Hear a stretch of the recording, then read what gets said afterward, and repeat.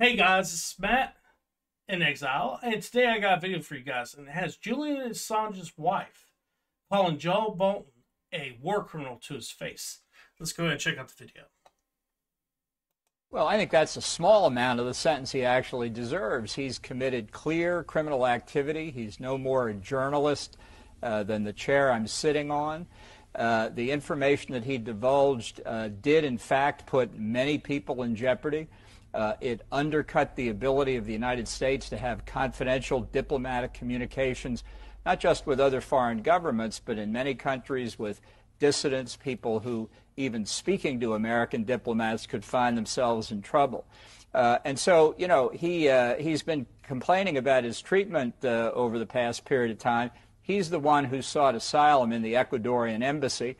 Now he faces extradition to the United States. I presume he will get due process in the United Kingdom to determine whether extradition should go forward.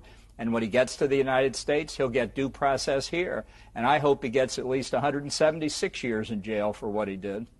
Stella?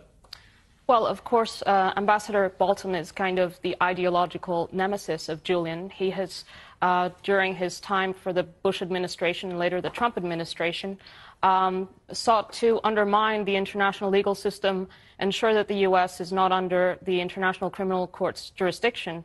And if it was, Mr. Bolton might, in fact, be prosecuted under the ICC. He was one of the chief cheerleaders of the Iraq War, which Julian then exposed through these leaks. So he has a conflict of interest here. Ambassador Bolton? Well, that's ridiculous. I have an opinion. So does Assange's wife. I guess we both get to speak them. You know, I think that what she fears is being brought to the United States and having Assange put under trial. If he's innocent, she can at least show reasonable doubt that he's not guilty, he'll go free. What's she worried about? I guess what she's worried about is a fair trial, because it's pretty clear what the attitude towards him is. Well, let her say a large number of Americans. That's fine. Let her say Julian Assange cannot get a fair trial in America. Let her say it. Okay. Well, he cannot get a fair trial in America because he is being prosecuted under the Espionage Act, and he cannot bring a public interest defense. He cannot say, I published this information because it was in the public interest, precisely because it is under the Espionage Act, and it is the first time that a publisher has ever been prosecuted under this act. It's something that constitutional lawyers in the United States have been warning could happen for the past 50 years, and the New York Times and the Washington Post say this prosecution strikes at the heart of the First Amendment. Ambassador Bolton?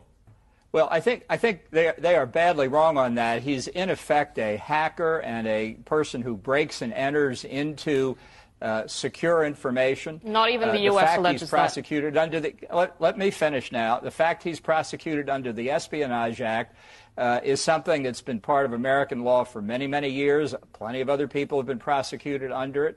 And that goes directly to the issue of whether a country can protect classified information. There's absolutely no doubt about it. And I would say to the esteemed editors of the Washington Post and the New York Times, when you try and equate yourself with Julian Assange, you're making a very dangerous gesture, because while you're saying the First Amendment should apply to him, a different kind of legal system could move it in the opposite direction and put you under prosecution as well. It's a very dangerous position to take, and an inaccurate one. They're doing two completely different things. Okay. One set of them are publishing news. The other is damaging American national security. Okay, Richard Tice, you've been champing at a bit again here quickly. First of all, it's ridiculous that he's in Belmarsh prison, for heaven's sake. I mean, I just cannot understand that. As you've said, you know, it's the most high security.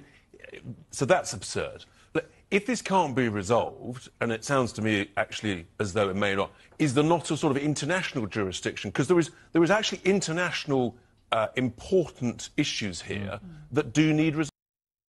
All right, guys, that's the end of the video, and I want to know what you think about this, because my first thought is John Bolton is 100% wrong.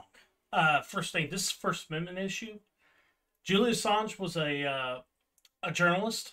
He put articles out. He put them on the internet. He told the truth. He should not be prosecuted by the Espionage Act, in my opinion.